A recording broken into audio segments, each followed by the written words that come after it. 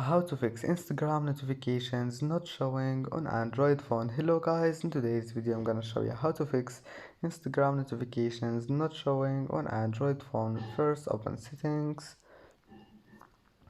and then scroll down until you find apps, and now click apps again, and here just type Instagram, click on it, and then click on this one here, notifications. Maybe we'll find this one like that. Just enable it and you can manage any notifications you want here, and then just go back and clear cache if that doesn't fix your problem. And now just try again and your problem will be fixed. And that's it for today's video. If you like this video, don't forget like and don't forget subscribe, and thank you for watching this video until the end, and see you in the next video.